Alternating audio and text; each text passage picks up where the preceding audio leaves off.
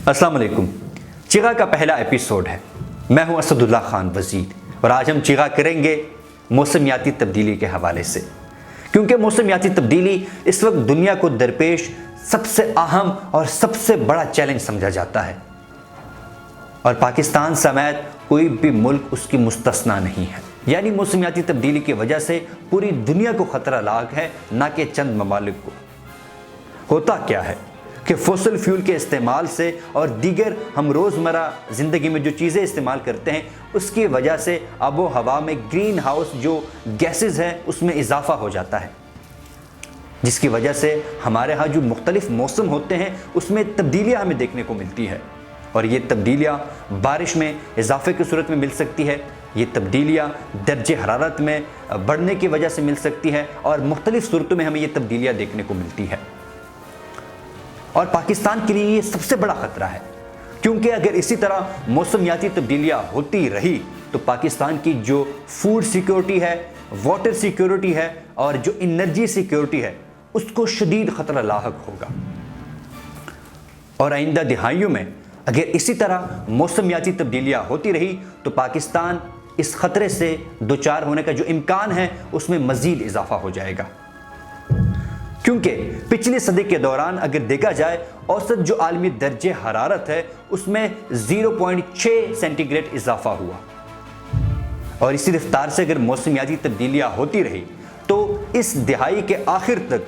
1.1 centigrade से लेकर 6.4 centigrade तक दर्जे हरारत बढ़ जाएगा और ये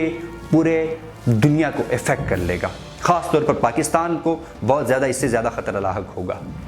क्योंकि माजी भी में हमने देखा है कि पाकिस्तान में सैलाब हमने देखे हैं, जो खुश्क साली हमने देखी है। इसी तरह आजकल जो बेवक्त बारिशें होती हैं वो भी मौसमियाती तब्दीली के मरहून मिन्नत है। अब बात करेंगे कि क्लाइमेट चेंज पॉलिसी के ऑब्जेक्टिव्स क्या होने चाहिए या क्या है इस वक्त पाकिस्तान की जो क्लाइमेट चेंज पॉलिसी है। तो सबसे पहले जो पाकिस्तान को क्लाइमेट चेंज की वजह से जो ख़तरात दरपेश है उसको अच्छी तरह हैंडल किया जाए, यानी ऐसी पॉलिसीज़ बनाया जाए जिसकी वजह से जो क्लाइमेट चेंज की वजह से जो ख़तरात दरपेश है वो कम से कम हो। ख़ास तौर पर जो फूड सिक्योरिटी, एनर्जी सिक्योरिटी और वाटर सिक्योरिटी की जब हम बात करते हैं कि उसको ज़्यादा से ज़्यादा ख़तरा लाहक है, तो ऐसी पॉलिसीज़ होनी चाहिए ताकि ये ख़तरा कम हो सके और ताकि हुकूमत को भी मदद मिल सके और वो एक सस्टेनेबल जो इकनॉमिक ग्रोथ है उसकी तरफ जा सके। इसी के साथ साथ जो दूसरा अहम मकसद है या जो ऑब्जेक्टिव है वो ये होना चाहिए कि ख़ास तौर पर पाकिस्तान जो है वो ग्रीन हाउस गैसेस इमिट करता है, 0.8% वो भी इमिट करता है। तो पाकिस्तान की पॉलिसी ये होनी चाहिए, यानी ऑब्जेक्टिव जो है उसका मकसद ये होना चाहिए कि ऐसी पॉलिसीज़ बनाए जिसकी वजह से जो ग्रीन हाउस गैसेस है उस पर काबू पाया जा सके, उसके अखराज पर काबू पाया जा सके। इसी के साथ साथ एक और मसला इस वक्त दरपेश है, ख़ास तौर पर जो हमारे शुमाली इलाका जात हैं या ऐसे इलाका जात जहाँ पर दरख्त वाफिर मिकदार में पाए जाते हैं, तो वहाँ पर पॉलिसी ये होनी चाहिए कि जो वहाँ पर जंगलात काटे जा रहे हैं उसकी रोकथाम के लिए ठोस इकदाम उठाए जाए। इसी के साथ साथ जो हमारी नेशनल ऑर्गेनाइजेशंस है उसकी कैपेसिटी को बढ़ाया जाए जो कि क्लाइमेट चेंज के हवाले से काम कर रहे हैं, या इसी तरह जो दीगर वर्क कर रहे हैं सोसाइटी के वेलबींग के लिए, उनकी जो नेशनल ऑर्गेनाइजेशन हमारी है उसकी कैपेसिटी को इंक्रीज़ किया जाए, उस पर काम किया जाए। इसी तरह साइंस और टेक्नोलॉजी की मदद ली जाए ताकि मौसर तरीके से क्लाइमेट चेंज का जो मसला है वो हल हो सके। इसी के साथ साथ मौसमियाती तब्दीलियों के मामलात को हल करने के लिए बैनुल अक़वामी ताउन और ताउन की ज़रूरत की निशानदही करें, ताकि हमें जो क्लाइमेट चेंज के हवाले से जो चैलेंजेस का सामना करना पड़ रहा है वो भी अच्छे और एक प्रॉपर तरीके से टैकल हो सके। अब अगर बात की जाए कि मेजर कंसर्न्स क्या है क्लाइमेट चेंज के हवाले से, तो जैसा कि वीडियो के पहले भी मैंने जिक्र किया इस वीडियो के शुरू में भी कि मूनसून की जो बारिशें हैं उसमें एक तब्दीली हमें नज़र आएगी, उसमें वेरिएशंस हमें नज़र आएगी। तो सबसे बड़ा एक ख़तरा एक ये भी है कि जो मूनसून की जो बारिशें हैं वो वक्त पर नहीं होगी, उनकी जो मुख्तलिफ जो वेरिएशंस हैं वो हमें देखने को मिलेगी। इसी के साथ साथ सैलाब हो गया, खुश्क साली होगी और دیگر جو خطرات ہے اس میں اضافہ ہو سکتا ہے، سیلاب سے ہمارا سامنا ہو سکتا ہے اس کلائمیٹ چینج کی وجہ سے، اور دیگر جو خطرات ہے اس سے بھی ہمیں سامنا کرنا پڑ سکتا ہے کلائمیٹ چینج کے حوالے سے۔ اسی کے ساتھ ساتھ جو تیسرا بڑا خطرہ ہے وہ یہ ہے جو کوسٹل ایریاز ہیں، یعنی وہ علاقہ جات جو کہ ساحل سمندر پر واقع ہے، خاص طور پر کراچی ہو گیا، ان علاقوں کے لیے بہت زیادہ خطرات کی ایک گھنٹی بج رہی ہے اس وقت کلائمیٹ چینج کی وجہ سے، کیونکہ وہ علاقے جب سی لیول رائز ہوگا تو وہ علاقے بہت زیادہ افیکٹ ہو سکتے ہیں۔ اسی کے ساتھ ساتھ جو سائیکلونک ایکٹیویٹی ہے اس میں اضافہ ہوگا، کیونکہ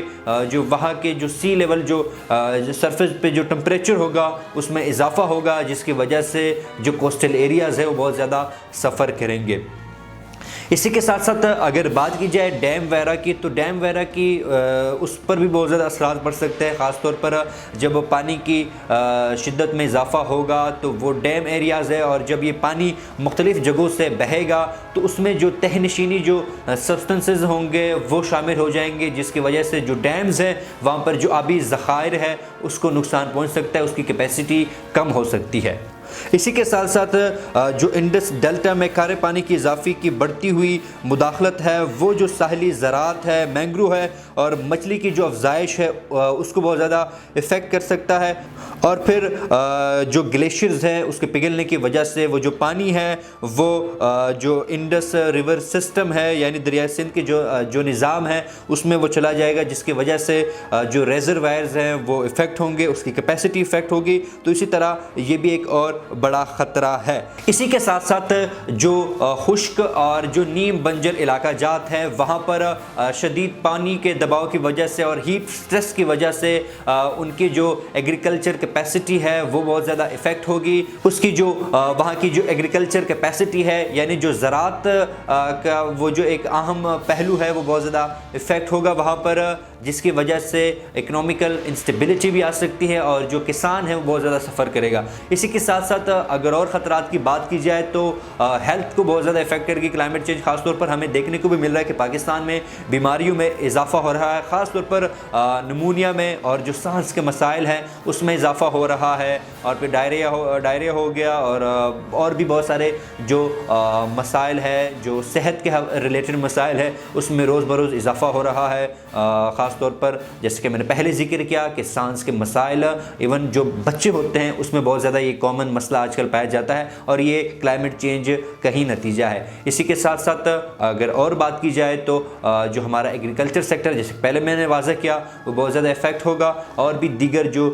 مختلف جو سیکٹرز ہیں پاکستان کے وہ کلائمیٹ چینج سے متاثر ہوں گے۔ اب اگر بات کی جائے کہ پاکستان کی حکومت نے کون سے ایسے سٹیپس لیے ہیں تاکہ جو کلائمیٹ چینج کا مسئلہ ہے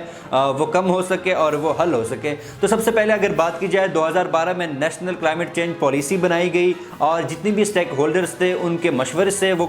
جو پالیسی تھی وہ بنائی گئی، اور پھر کابینہ نے اس کو اپروو بھی کیا۔ پھر 2015 میں جو policy national climate change policy بنی تھی اس حوالے سے ایک فریم ورک بنایا گیا کہ کس طرح اس پالیسی کو ہم نے امپلیمنٹ کرنا ہے۔ تو آپ دیکھ سکتے ہیں کہ 3 سال کے گیپ کے بعد اس کی امپلیمنٹیشن کے اوپر کام ہوا، ایک پراپر فریم ورک بنا۔ پھر 2016 میں نومبر 2016 میں جو پیرس ایگریمنٹ ہوا تھا جس میں مختلف ممالک نے شرکت کی تھی کہ کلائمیٹ چینج کا جو مسئلہ ہے اس کو کس طرح حل کرنا ہے، تو ایک پراپر فریم ورک بنا تھا کہ کون سے ایسے میئرز ہیں جو ہم لے سکتے ہیں جس کی وجہ سے جو کلائمیٹ چینج کا جو مسئلہ ہے وہ کم ہو سکتا ہے۔ تو پاکستان نے بھی اس مسئلے کو جو پیرس ایگریمنٹ ہے اس کو ریٹیفائڈ کیا، یعنی اس کو قبول کیا، اس کی توثیق کی۔ پھر اس کے ساتھ ساتھ ایک اور اہم آپ نے سنا بھی ہوگا ایک سٹیپ ہے، اور وہ ہے BRT کا، یعنی بلین ٹری سونامی، جو عمران خان نے خاص طور پر اس پہ کام کیا، یعنی 10 ارب درخت کا جو ایک سٹیپ تھا وہ بہت اہم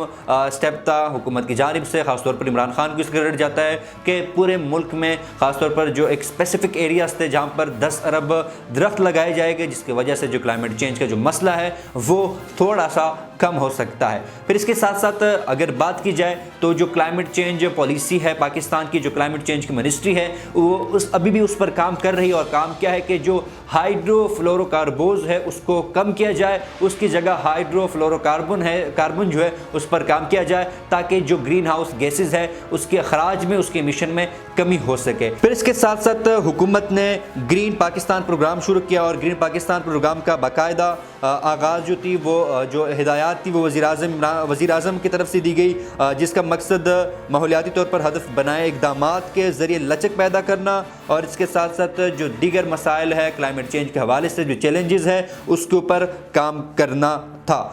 फिर जो क्लीन ग्रीन पाकिस्तान मूवमेंट का आगाज़ 8 अक्टूबर 2018 को वज़ीर आज़म ने जो किया था और वजारत मौसमियाती तब्दीली ने उनमें मुख्तलिफ सूबों को भी उसमें शामिल किया गया और जो मुख्तलिफ की कंपोनेंट्स थे जिसको जिन एरियाज़ को टारगेट किया जाना था उनमें से जो सॉलिड वेस्ट मैनेजमेंट था, फिर लिक्विड वेस्ट मैनेजमेंट और जो टोटल सैनिटेशन यानी टॉयलेट्स वगैरह के जो मसाइल है उस पर काम करना और फिर सेफ़ ड्रिंकिंग वाटर यानी जो साफ़ पानी की फराहमी जो है वो जो की कंपोनेंट्स थे उसके जो कि जिस पर काम किया गया क्लीन ग्रीन पाकिस्तान मूवमेंट में। फिर इसी के साथ साथ अगर बात की जाए तो जो कराची BRT प्रोजेक्ट है उसके लिए ग्रीन फंड से 40 मिलियन US डॉलर भी अप्रूव हुए। फिर इसके साथ साथ अगर बात की जाए कि मिनिस्ट्री ऑफ क्लाइमेट चेंज ने अभी तक क्या काम किया है तो सबसे जो अहम अभी रिसेंटली जो जरताज गुल साहिब ने जिस पर काम किया वो प्लास्टिक बैग्स थे, यानी जो प्लास्टिक बैग्स हैं जो कि बहुत ज़्यादा किरदार अदा करते हैं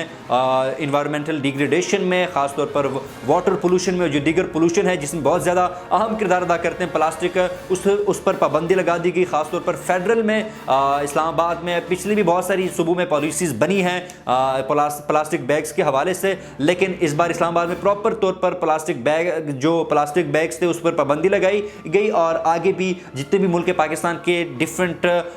सूबेज़ हैं, डिफरेंट जो एरियाज़ हैं, डिफरेंट जो सिटीज़ हैं और जो सूबेज़ हैं उस पर भी ये जो पॉलिसी है प्लास्टिक बैग्स की उसको इम्प्लीमेंट किया जाएगा। इसी के साथ साथ जो मिनिस्ट्री ऑफ क्लाइमेट चेंज है अभी काम कर रही है जो इलेक्ट्रिक व्हीकल्स हैं, यानी जो बिजली की जो गाड़ियां हैं जो कि बिजली की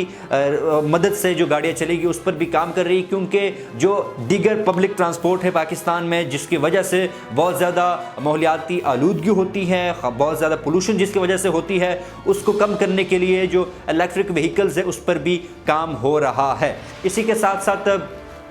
जो मिनिस्ट्री ऑफ क्लाइमेट चेंज है वो अवेयरनेस प्रोग्राम चला रही है मुख्तलिफ जगहों पर, इस तरह के सेमिनार्स और अवेयरनेस प्रोग्राम चला रही है ताकि लोगों को इस बात का अदराक हो कि क्लाइमेट चेंज कितना अहम मसला है। फिर इसी के साथ साथ इको सिस्टम रिस्टोरेशन फंड पर भी काम हो रहा है ताकि जो फूड सिक्योरिटी है, वाटर सिक्योरिटी है उस पर काबू पाया जा सके। तो मिनिस्ट्री ऑफ क्लाइमेट चेंज इस पर भी काम कर रही है ताकि जो इस तरह के खतरात दरपेश है उस पर भी काबू पाने के लिए या उसको कम करने के लिए ठोस इकदाम उठाए जाए ताकि वो मसला हल हो या कम हो सके। फिर इसी के साथ साथ क्लीन ग्रीन पाकिस्तान इंडेक्स जिसका मैंने जिक्र किया, जो कि कैंपेन भी चली क्लीन ग्रीन पाकिस्तान जो मूवमेंट चली, वो पाकिस्तान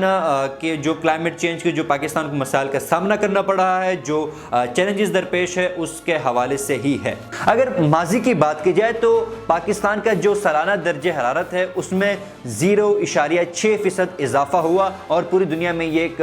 एवरेज ट्रेंड रहा कि पूरी दुनिया में 0.6 जो सेंटीग्रेड है उसमें इजाफा हुआ है। इसी के साथ साथ जो अहम बात है और वो ये है कि जो हमारे शुमाली इलाका जात है उसमें जो दर्जे हरारत है वो 0.8 सेंटीग्रेड रहा है बनिस्बत हमारे जो जनूबी पाकिस्तान है, जो जनूबी इलाका जात है उसके मुकाबले में जो कि 0.5 सेंटीग्रेड दर्जे हरारत रहा है, यानी जो शुमाली इलाका जात का दर्जे हरारत है उसमें ज़्यादा इजाफा हुआ है बनिस्बत हमारे जनूबी इलाका जात के हवाले से। इसी के साथ साथ जो स्टडीज़ है उसके मुताबिक और जो ग्लोबल सर्कुलेशन मॉडल्स के मुताबिक पाकिस्तान का जो औसत सालाना दर्जे हरारत है उसमें 1 सेंटीग्रेड इजाफा हो जाएगा इस 21वीं सदी के अख्तिताम तक। इसी के साथ साथ जो बारिशें होगी, गर्मियों में बारिशें ज़्यादा होगी और सर्दियों में बारिशों की जो तादाद है उसमें कमी हमें देखने को मिलेगी। इसी के साथ साथ जो मानसून बारिशें होगी उसमें वेरिएशंस हमें देखने को मिलेगी, यानी मानसून जो बारिशें हैं वो अपने वक्त पर नहीं होगी,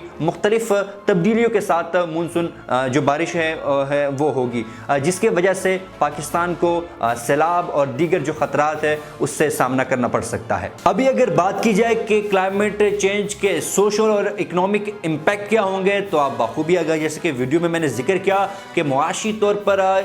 جو معاشی جو امپیکٹ ہے وہ بھی بہت زیادہ ہے، سیدھے سے امپیکٹس ہیں، کلائمیٹ چینج ہے، سوشل امپیکٹس بہت زیادہ ہے۔ تو کلائمیٹ چینج ہر ایریا کو ٹارگٹ کر رہا ہے۔ یہ مسئلہ صرف ایک چیز کے ساتھ ریلیٹڈ نہیں ہے، بلکہ جو کلائمیٹ چینج کا مسئلہ ہے وہ اکنامک جو شاید وہ ہماری اکنامیکل جو سیکٹر ہے یا پھر جو ہیلتھ کا سیکٹر ہے، ایجوکیشن کا سیکٹر ہے، یہ جو بھی سیکٹر ہے اس کو ٹارگٹ کر رہا ہے۔ کیونکہ اگر اکانومی کی بات کی جائے تو ایگریکلچر کو اگر اس کو ریلیٹ کیا جائے تو پاکستان کا جو ایگریکلچر سیکٹر تھا وہ 1949 میں تقریباً 50% جو جی ڈی پی تھا اس کو کنٹریبیوٹ کرتا تھا جی ڈی پی میں۔ پھر اگر 1970s 80s کی بات کی جائے تو 31% ہو گیا تھا، کم ہو گیا تھا، اور اب جو ہے وہ 21% سے بھی زیادہ کنٹریبیوٹ کرتا ہے پاکستان کی جی ڈی پی میں۔ تو آپ اس سے اندازہ لگا سکتے ہیں کہ کتنا زیادہ امپیکٹ کرتا ہے۔ اور جب ایگریکلچر سیکٹر کو کلائمیٹ چینج امپیکٹ کرے گا تو ہمارے جو کسان ہیں یا دیگر جو طبقے ہیں اس کے وجہ سے بہت زیادہ افیکٹ ہو گئے، جس کی وجہ سے ایک پاورٹی جو ہے وہ ملک میں پیدا ہو جائے گی، اور جس کی وجہ سے پاکستان کی جو اکانومی ہے اس کو بھی بہت زیادہ لاس کا سامنا کرنا پڑے گا۔ اسی کے ساتھ ساتھ اگر سوشل امپیکٹ کی بات کی جائے، جیسے کہ میں نے پہلے کہا کہ جو کلائمیٹ چینج ہے وہ ہمارے ہیلتھ کو بہت زیادہ افیکٹ کر رہا ہے۔ بہت ساری بیماریاں آج کل بہت کامن ہو رہی ہے، خاص طور پر جو کہ میں نے بات کی ہماری جو سانس کا جو مسئلہ ہے، ایون بچوں کو الرجی ہو رہی ہوگی، جیسے ہی 1-2 سال کے ہوں گے ان کو الرجی شروع ہو جائے گی۔ تو وہ جو بیماریاں ہیں اور خاص طور پر جو اموات میں اضافہ ہو رہا ہے وہ بھی کلائمیٹ چینج کی مرہون منت ہے، وہ بھی کلائمیٹ چینج کے ہی اثرات ہیں جس کی وجہ سے بیماریوں میں اضافہ ہو رہا ہے۔ تو آپ نے یہ ایک جامع ویڈیو کلائمیٹ چینج کے حوالے سے دیکھی، اپنی رائے ضرور دیجیے گا، کمنٹ کیجیے گا، لائک کیجیے گا اور شیئر کیجیے گا یہ ویڈیو، کیونکہ یہ مسئلہ ہم سب کا مسئلہ ہے اور ہم سب نے اس کے لیے اجتماعی طور پر اور انفرادی طور پر اس مسئلے کو حل کرنے کے لیے کام کرنا ہے۔